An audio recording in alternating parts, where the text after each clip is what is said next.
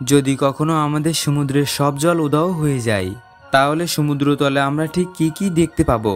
জলশূন্য শুকনো সমুদ্রপৃষ্ঠ যখন আমাদের সামনে উন্মোচিত হবে, তখন আপনি কোন রহস্যটা সবার আগে জানতে চাইবেন? বর্তমান যুগের উন্নত আন্ডার ওয়াটার স্ক্যানিং প্রযুক্তি, যেমন 3D ম্যাপিং, সোনার ডাটা এবং কাটিং এজ ইমেজিং সিস্টেমের সাহায্যে আজ আমরা দেখতে চলেছি সমুদ্রের গভীরে লুকিয়ে থাকা সবচেয়ে রহস্যময় জায়গাগুলি। কিছু পাহাড় যেগুলোর উচ্চতা এভারেস্ট পর্বতের চেয়েও বেশি হতে পারে, এবং আমাদের প্রতিদিনের ইন্টারনেট যা ছাড়া এই আধুনিক পৃথিবী এক মুহূর্তও চলতে পারে না, সেটিও লুকিয়ে আছে এই সমুদ্রের তলদেশে। লুকিয়ে আছে ভয়ঙ্কর বিপজ্জনক স্থান, যেমন পৃথিবী বিখ্যাত বারমুডা ট্রায়াঙ্গেল, যেখানে আজও রহস্যজনকভাবে জাহাজ ও বিমান নিখোঁজ হয়ে যায়। কিন্তু কেন এমনটা ঘটে, আজ সেই রহস্য আমরা উন্মোচিত করতে চলেছি।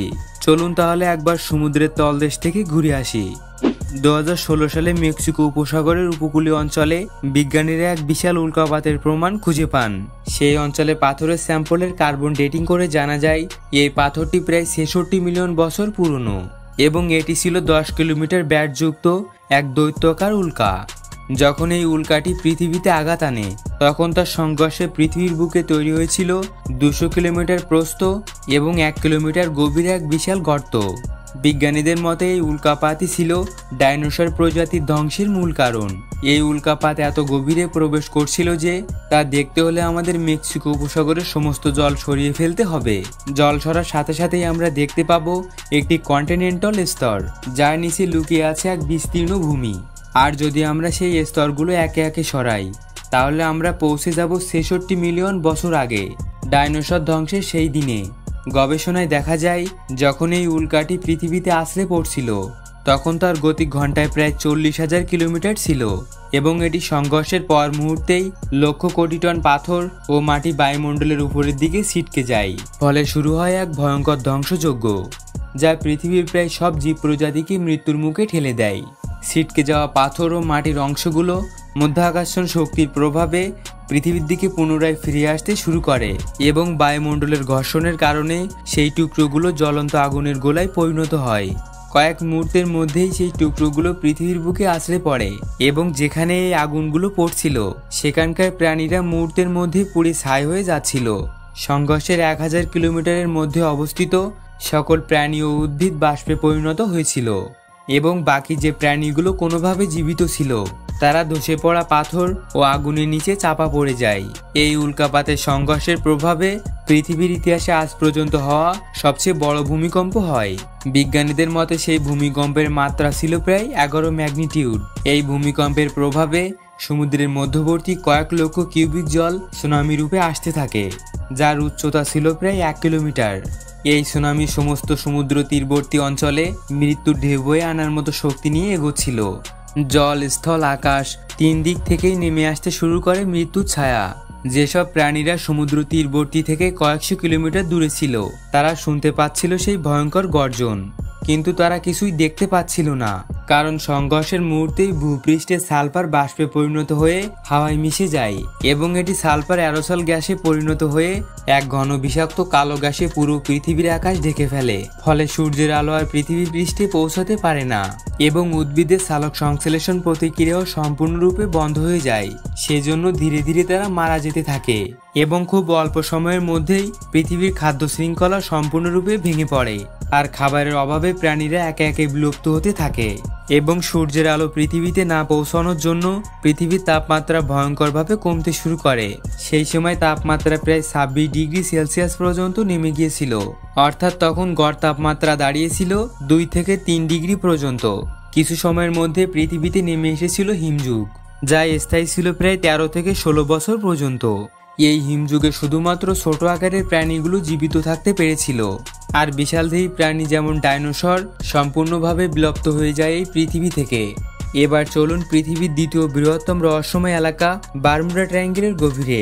আটলান্টিক মহাসাগরের এই অঞ্চলটি প্রাচীনকাল থেকেই অগণিত রহস্যের জন্ম দিয়েছে। হাজার হাজার জাহাজ, নৌকা, এমনকি বিমান পর্যন্ত যেন এই সমুদ্রের রহস্যময় মুখ গিলে ফেলেছে।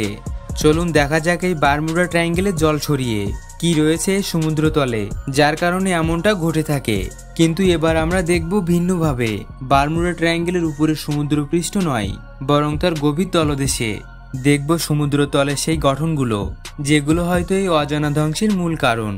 যখন বিজ্ঞানীরা আধুনিক সোনার স্ক্যানিং এবং 3D ম্যাপিং প্রযুক্তি ব্যবহার করে সমুদ্রের তলের নিচের অংশ পরীক্ষা করেন, তখন তাদের সামনে ভেসে ওঠে এক অভূতপূর্ব দৃশ্য। একটি ছোট এলাকায় ডুবে থাকা পাহাড়, গভীর গিরিখাত, সপাট পাথরের জমি আর মালভূমির মতো বিস্তীর্ণ ভূমি। এইসব ভূতান্ত্রিকভাবে এতটাই বৈচিত্র্যময় যা দেখে বিজ্ঞানীরাও হতবাক হয়ে যান।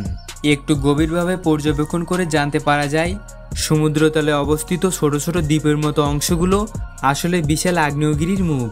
এই আগ্নেয়গিরি উচ্চতায় প্রায় 4 কিলোমিটার এবং তার সমুদ্রের গর্ভে আটলান্টিক মহাসাগরের মধ্য পর্যন্ত বিস্তৃত রয়েছে।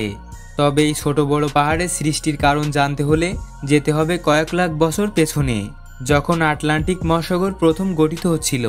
সেই সময় সমুদ্রের তলদেশে এক বিশাল আগ্নেয়গিরির বিস্ফোরণ ঘটে, ফলে প্রচুর লাভা নির্গত হয়ে সমুদ্র পৃষ্ঠে এক ভলকানিক আইল্যান্ড নির্মাণ করে। তবে সময়ের সঙ্গে সঙ্গে বৃষ্টি, হাওয়া আর সমুদ্রের ঢেউ এই লাভার পাহাড়গুলোকে ক্ষয় করে গিরিখাত, সপাট ভূমি এবং পাথুরে এলাকা গঠন করে। তারপর আসে হিমযুগ। হিমযুগের পর যখন বরফ গলতে শুরু করে, সমুদ্রের স্তর তখন দ্রুত গতিতে বাড়তে থাকে, ফলে নবনির্মিত সেই পাহাড়গুলো ডুবে যায় জলের নিচে এবং শুধু একটি অংশ জলের উপরে থেকে যায়, যা আজকের বারমুডা দ্বীপ নামে পরিচিত। সমুদ্রের এই অঞ্চলে গড়ে উঠেছে এক কালারফুল, অ্যালাইভ এবং ডেঞ্জারাস কোরাল রিফ ইকোসিস্টেম, যা অসংখ্য সামুদ্রিক জাহাজ ডুবে যাওয়ার কারণ বলে মনে করা হয়। এই কোরাল রিফের ধারালো অংশগুলো সমুদ্রের পৃষ্ঠের নিচে লুকিয়ে থাকে, যে কারণে জাহাজ থেকে এই ধারালো অংশগুলো দেখা যায় না এবং জাহাজের সাথে সংঘর্ষ হয়, ফলে জাহাজ ডুবে যায়। অনেক বিজ্ঞানীদের মতে এই কোরাল রিফই বারমুডা ট্রায়াঙ্গেলের ঘটে যাওয়া অসংখ্য জাহাজ ডুবে যাওয়ার অন্যতম কারণ হতে পারে। বারমুডা ট্রায়াঙ্গেলের এক প্রান্তে রয়েছে পৃথিবীর সবচেয়ে গভীরতম খাত, পুয়ের্তো রিকো ট্রেঞ্চ। যদি আমরা এই অঞ্চলের সমস্ত জল সরিয়ে দেই, তাহলে দেখা যাবে প্রায় 8 কিলোমিটার গভীর এক গিরিখাত, যা আটলান্টিক মহাসাগরের সবচেয়ে গভীরতম স্থান। এখানে এমন ভার্টিক্যাল ক্লিপ রয়েছে যা কয়েক কিলোমিটার পর্যন্ত গভীর। এই গভীর খাতের সৃষ্টি হয়েছিল টেকটনিক প্লেটের গতিবিধির কারণে। যখন আমেরিকান প্লেট ধীরে ধীরে ক্যারিবিয়ান প্লেটের নিচে প্রবেশ করছিল, তখন সেই ফাটল থেকেই জন্ম নেয় এই বিশাল গভীর গিরিখাত। এই গিরিখাত ও পাহাড়ের জটিল গঠনের মধ্যে যদি কোনো জাহাজ বা বিমান আটকে যায়, তবে তার ধ্বংসাবশেষ খুঁজে পাওয়া একেবারেই অসম্ভব, যেমনটা ঘটেছিল ফ্লাইট MH370 সাথে। অত্যাধুনিক স্যাটেলাইট ও সোনার প্রযুক্তিও যার কোনো চিহ্ন খুঁজে পেতে ব্যর্থ হয়েছিল। এবার একবার ভেবে দেখুন, আজকের সময়ে ইন্টারনেট ছাড়া আমরা এক মুহূর্তও থাকতে পারি না।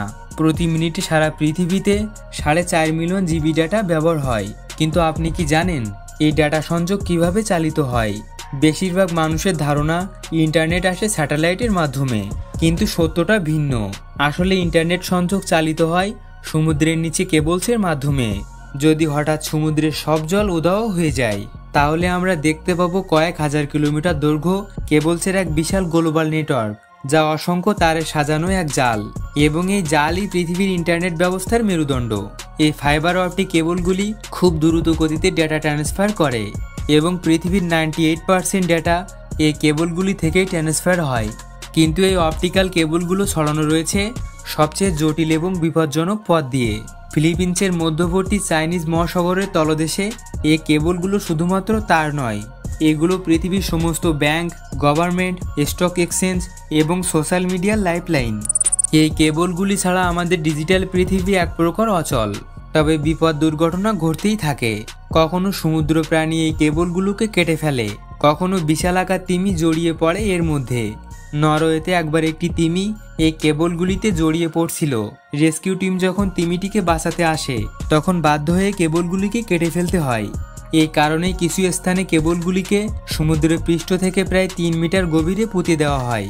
High pressure water jet cutting machine ব্যবহার করে সমুদ্রতলের পাথর কেটে কেবলগুলিকে ভেতরে ঢোকানো হয় এবং এই কেবলগুলোকে ঠিকভাবে কাজ করাতে নিয়মিত পরীক্ষা ও মেরামত করা হয়।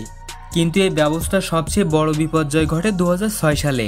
7.1 ম্যাগনিটিউডের একটি ভূমিকম্প তাইওয়ান ও ফিলিপাইন সাগরের মধ্যবর্তী অঞ্চলে আঘাত আনে। এর ফলে সমুদ্রতলের কেবল সংযোগগুলো ও আশেপাশের এলাকা প্রবলভাবে কেঁপে ওঠে, যে কারণে গভীর সমুদ্রে এক বিশালাকার ধস নামে। যা এক এক করে বেশ কয়েকটি কেবল ছিঁড়ে ফেলে। ফলে সাউথ ইস্ট এশিয়ার ইন্টারনেট ব্যবস্থা ভেঙে পড়ে। Bank, university, ATM, stock market সব বন্ধ হয়ে যায়।